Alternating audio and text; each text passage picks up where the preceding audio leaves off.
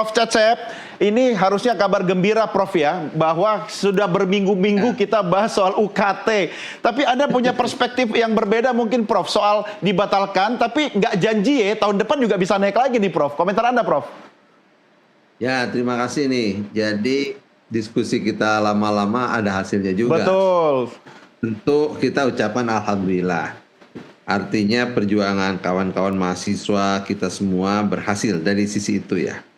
Meskipun saya katakan persoalan UKT tidak sekedar ditangguhkan atau dibatalkan, tetapi harus menjadi sebuah concern bersama bagaimana komitmen politik anggaran ya pemerintah dan DPR ini dalam mensupport dana pendidikan.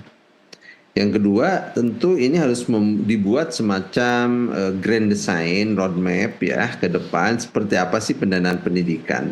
Kami sih melihat bahwa pemerintah selama ini masih polanya bisnis as usual.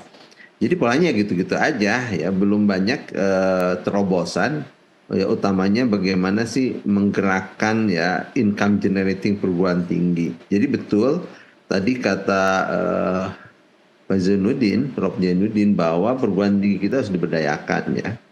Kita itu kan ada 3 tipe perguruan tinggi yang saya pahami ya. Satu, ada yang orientasinya masih teaching university, ngajar aja gitu. Kemudian ada yang sudah meningkat menjadi research university ya. Dia sudah bisa bagaimana riset dilakukan di perguruan tinggi, ada keunggulan di sana sini.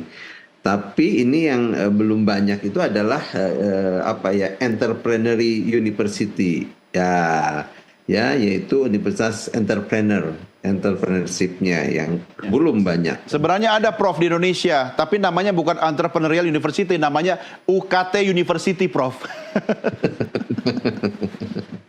Luar biasa. Nah, jadi kalau perguruan tinggi diarahkan ke dalam konteks tadi ya, bagaimana punya jiwa entrepreneur, bukan hanya sekedar menghabiskan anggaran dari APBN gitu.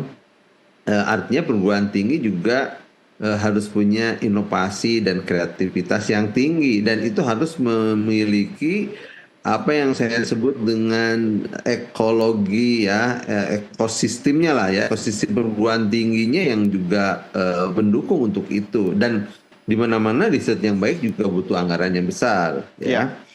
Hanya kita dari sisi tridharma perguruan tinggi, bagaimana pengajaran atau pendidikan, ya penelitian dan pengabdian itu satu kesatuan yang tidak bisa dipisahkan. Nah, perguruan tinggi kita kan coba lihat di peringkatan internasional ya, World Class University, ya kita masih jauh, ya masih jauh. Oleh karena itu, saya pikir pemerintah sebetulnya niatnya baik ya, PTNBH itu, walaupun banyak ditolak oleh para mahasiswa. Termasuk saya juga tahun 2004 itu termasuk kelompok yang mengkritisi ya. Ya, kritisi lah. Saya juga sampai hampir-hampir dikeluarkan tuh dari kampus ya, gara-gara terlalu vokal. Tapi kita bertahan bahwa jangan sampai perguruan tinggi itu menjadi lembaga yang liberal gitu ya, jadi masuk kepada ranah pasar bebas. Itu kita tidak mau ya, apalagi perguruan tinggi kita itu kan ada berapa ya, ada sekitar 4.000-an lebih lah ya kalau seluruh perguruan tinggi kita itu.